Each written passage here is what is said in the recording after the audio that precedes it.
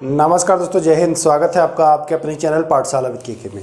देखिए दोस्तों, Bihar police previous year series जो चल रहा था तो उसको मैं अब कंटिन्यू करना चाहूँगा, क्योंकि थोड़ा समस्या आ गया था बीच में, इस वजह से मैं क्लास को रोक दिया था।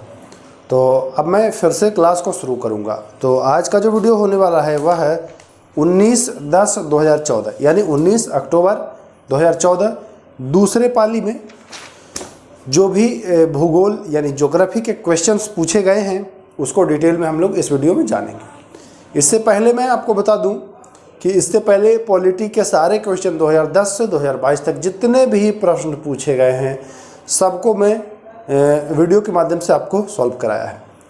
उसके बाद ज्योग्राफी भी मैं सॉल्व कराया हूँ। प्लेलिस्ट बना हुआ है बिहार पुलिस प्रीवियस ईयर, उस प्लेलिस्ट का लिंक वीडियो के डिस्क्रिप्शन में है, आप जा करके देख सकते हैं, ठीक ना। तो बिना वक्त गवाए हुए शुरू करते हैं और पहला क्वेश्चन ले लेते हैं। मिट्टी जो रेगुर मृदा के नाम से जानी जाती है वह, सीधा सा मतलब है कि कौन सी मिट्टी रेगुर मिट्टी के नाम से जानी जाती है। ऑप्शन है काली लाल, लैटेराइट, मरुस्थलीय रेगिस्तान मिट्टी। तो आपको पता है कि काली मिट्टी, जी हाँ, काली मिट्टी को रेगुर मिट्टी भी कहा जाता है। यह भारत के गुजरात, जी हाँ, गुजरात, मध्य प्रदेश, महाराष्ट्र और कर्नाटक, इन राज्यों में अधिक संख्या में आपको मिलेगा। काली मिट्टी में उपजने वाली जो फसल है यह है दोस्तों कपास। जी हाँ, कपास की अच्छी खेती होती है काली मिट्टी में। तो यहाँ से 2-3 क्वेश्चन बनता है कि काली मिट्टी में किसकी फसल होती है अच्छी, कपास। काली मिट्टी को रेगुर मिट्टी भी कहा जाता है। तो याद कर लीजिएगा कारे, क्या याद करिएगा, कारे, काली मिट्टी रेगुर, ठीक ना, कारे। जैसे भूल जाता है बच्चा एग्जाम में कि काली को हमने याद किए थे कि लाल को, तो आप कारे याद रखिएगा। कारे मतलब काली मिट्टी रेगुर मिट्टी को ही कहते हैं, तो ये चीज ध्यान रखना है। दूसरा क्वेश्चन दोस्तों, जल राशि जो भारत और श्रीलंका को जोड़ता है, कौन सी जल राशि है जो भारत और श्रीलंका को जोड़ता है, सॉरी पृथक करती है। तो ऑप्शन है पाक जल संधि, मन्नार की खाड़ी, पांडिचेरी की खाड़ी, बास जल संधि। अच्छा देखिए, भारत का ये दक्षिणतम बिंदु है, यहाँ पर आप देखते हैं श्रीलंका है ना, तो इसको जोड़ना या घटाना या अलग करना दोनों कह सकते हैं, क्योंकि इन दोनों को जोड़ती है, बीच में जो जल है वो जोड़ रही है यहाँ से यहाँ, और अलग भी कर रही है इस भूभाग को इस भूभाग से, तो जोड़ भी सकती है और हटा भी सकती है। तो क्वेश्चन दोनों तरीकों से पूछा जाएगा। ऑप्शन है पाक जल संधि, मन्नार की खाड़ी और पांडिचेरी की खाड़ी, बास जल संधि। आपको पता है दोस्तों कि बास जल संधि है वह ऑस्ट्रेलिया और तस्मानिया के मध्य है, यहाँ पर, ठीक ना। देखिए यहाँ पर मैं फिर से दर्शाता हूँ, नीचे दिखाई नहीं दिया होगा, यहाँ जब नीचे ऑस्ट्रेलिया है बना हुआ मैप में जब देखेंगे, और ऑस्ट्रेलिया के नीचे यहाँ तस्मानिया है, तो यहाँ पर है बास जल संधि। पांडिचेरी की संधि आपको पता ही, सॉरी पांडिचेरी की जो खाड़ी है वो पता ही है कि बंगाल की खाड़ी में स्थित है कि नहीं। और जो बच गया, अब क्या बच गया,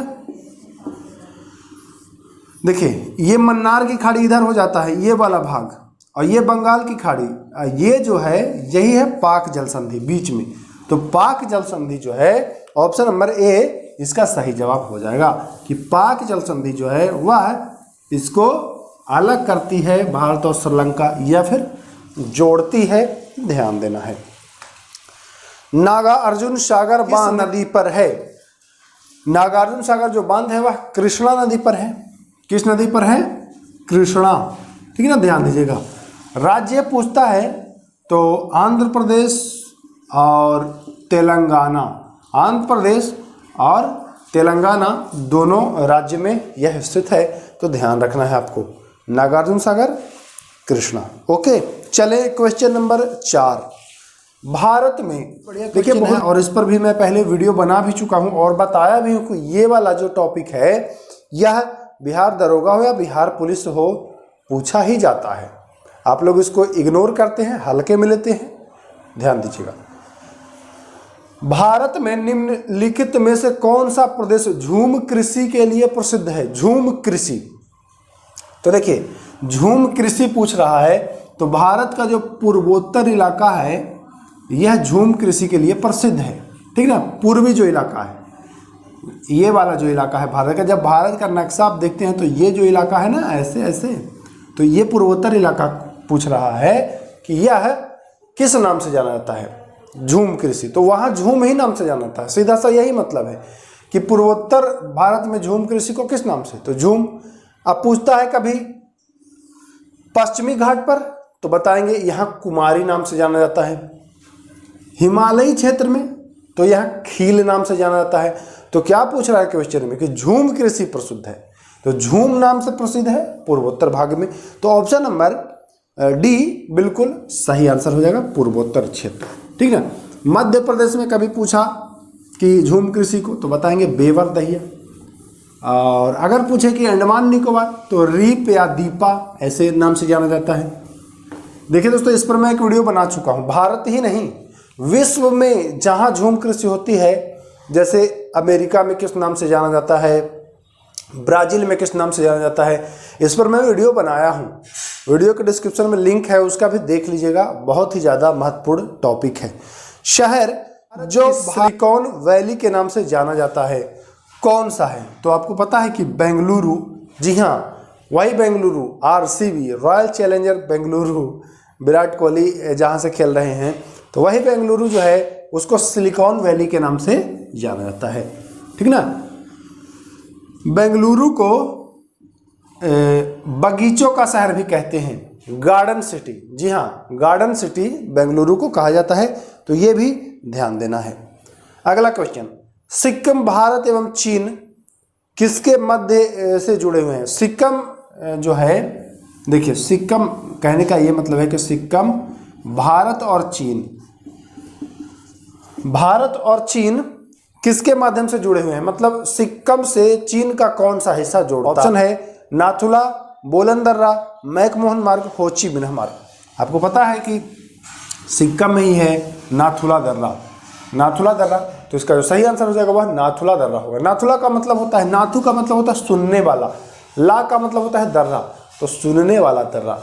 सिक्किम में एक और दर्रा है ज़ैलेपला, तो इसका भी ध्यान रखिएगा, पूछता है एग्जाम में। चलिए, अरावली की पहाड़ी भारत के किस राज्य में है, तो अरावली की पहाड़ी गुजरात से शुरू होकर के दिल्ली तक समाप्त होती है, लेकिन मुख्यतः जो है वह राजस्थान में है। मुख्यतः कहाँ से है, राजस्थान में। भारत का नक्शा देखेंगे तो इसी डायरेक्शन में है। ठीक ना। अब पूछता है कि अरावली की सबसे ऊंची चोटी, तो बताइएगा गुरु शिखर। इसकी ऊंचाई तो 1722 मीटर, ये भी ध्यान देना है आपको। तो जो राइट आंसर हो जाएगा ऑप्शन नंबर बी, राजस्थान। चिपको आंदोलन का प्रारंभ हुआ था। चिपको आंदोलन होता क्या था कि जब पेड़ को काटा जा रहा था, उस समय उत्तराखंड जो है वह उत्तर प्रदेश था, तो पेड़ काटा जा रहा था, तो वहाँ में 2-3 व्यक्ति थे जो प्रमुख रहे। एक का नाम था सुंदरलाल बहुगुणा, गौरा देवी और चंडी प्रसाद भट्ट, सीपी भट्ट। इन तीनों को प्रमुख प्रणेता कहा जाता है चिपको आंदोलन का। तो इन्हीं ने आंदोलन चलाया, पेड़ से जाकर के चिपक जाते थे कि पहले मुझे काटो। तो चिपको आंदोलन 70 के दशक की घटना है। तो उस समय अगर पूछा जाए तत्कालीन, तो बताएंगे उत्तर प्रदेश, और अभी वह उत्तराखंड राज्य है। तो ध्यान दीजिएगा, सही आंसर जो है वह उत्तराखंड सही होगा। अगला, निम्नलिखित में से कहां पर एक संरक्षित कच्छ वनस्पति क्षेत्र है, तो गोवा में एक चोराव क्षेत्र है, यहां पर एक संरक्षित कच्छ वनस्पति क्षेत्र है, तो इसी के बारे में पूछा जा रहा है। तो इसका सही आंसर जो है वह है ऑप्शन नंबर सी। जी हाँ, ऑप्शन में से कौन सी फसल तेल के बीज उत्पन्न नहीं करती है, मतलब कौन सी फसल जो है वह तेल उत्पन्न नहीं करती है। आपको पता है दोस्तों, सूरजमुखी का तेल होता है ना, और तिल का तेल भी होता है, अलसी का तेल भी होता है। कहीं आपने सुना है अरहर का तेल, तुअर का तेल? नहीं ना। तो पिजन पी का मतलब तुअर, तो तुअर का दाल बनता है ना कि तेल। तो जो राइट आंसर हो जाएगा वह answer C is the right, कोई दिक्कत नहीं। चलिए सर आगे, श्री पद्मनाभ स्वामी मंदिर किस राज्य में है? आपको पता होना चाहिए कि श्री पद्मनाभ स्वामी जो मंदिर है वह केरल में है। इस मंदिर में पुरुष अगर जाएंगे तो धोती पहनेंगे और महिलाएं अगर जाएंगी तो साड़ी पहनेंगी। सूट सलवार जींस पहन के यहाँ जाना मना है। तो ये ध्यान दीजिएगा, पद्मनाभ मंदिर भगवान विष्णु का मंदिर है, यह भी ध्यान देना है कब अगर पूछे तो। चलिए अगला क्वेश्चन चलते हैं। निम्नलिखित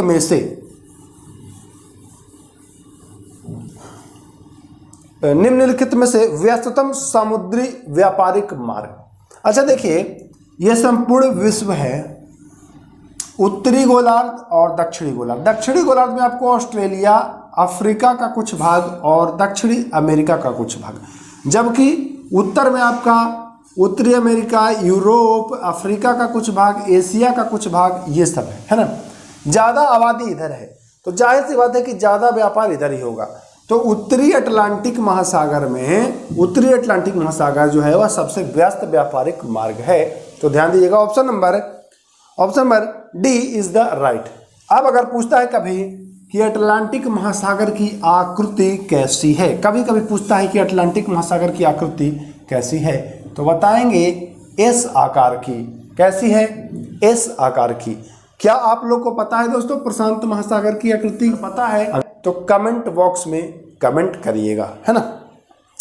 नदी जो दक्षिण गंगा कहलाती है, दक्षिण गंगा, देखिए भारत ये है तो ये गंगा तो अपने इधर है, उत्तर बिहार पश्चिम बंगाल, है कि नहीं।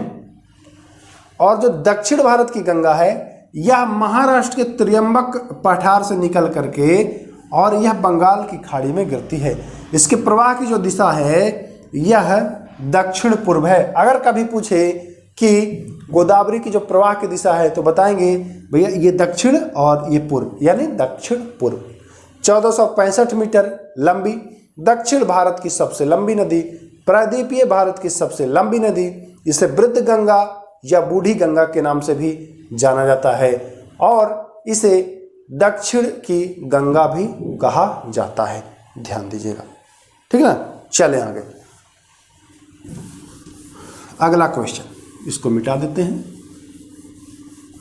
देखिए दोस्तों, इससे पहले मैं पॉलिटी के भी वीडियो बना चुका हूं और डिटेल में कराया हूं, नहीं देखा है तो देख लीजिए। प्रीवियस ईयर के बिना बेड़ा पार होना मुश्किल है। भारत में मैंगनीज का सर्वाधिक प्रतिशत उत्पादन करने वाला राज्य, देखिए उत्पादन पूछ रहा है ना कि भंडारण। अगर भंडारण पूछे तो उड़ीसा, उत्पादन पूछे तो मध्य प्रदेश, ठीक ना। वही हाल तांबा का है, उत्पादन पूछे तो मध्य प्रदेश और भंडारण पूछे तो राजस्थान। ये चीज ध्यान रखना है। तो सही जवाब इसका ऑप्शन नंबर सी। हिमखंडों के पिघलने का मुख्य कारण क्या है?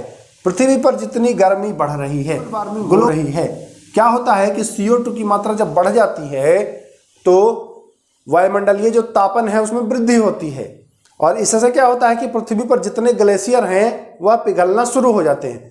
पिघलेगा तो उसका पानी आएगा, नदियों में आएगा तो पृथ्वी पर बाढ़ आएगा, है ना। तो जो पिघलने का मुख्य कारण है वह है ग्लोबल वार्मिंग, यानी कि भूमंडलीय ताप वृद्धि। तो इतने ही क्वेश्चन थे दोस्तों जो कि बिहार पुलिस में 2014 अक्टूबर 19 अक्टूबर 2014 में पूछे गए हैं। तो मैं ये मान के चल रहा हूँ कि इस क्लास को आपने एंजॉय किया होगा और अब आप लोग ये कमेंट करें कि इसके बाद मैं कौन सा सब्जेक्ट स्टार्ट करूं, साइंस स्टार्ट करूं या हिस्ट्री या फिर इकोनॉमिक्स। क्योंकि बिहार पुलिस का री एग्ज़ाम होने से पहले मैं आपको प्रीवियस ईयर पूरा करा देना चाहता हूं ताकि आपका 15 से 20 नंबर का शुद्ध लाभ हो एग्ज़ाम में।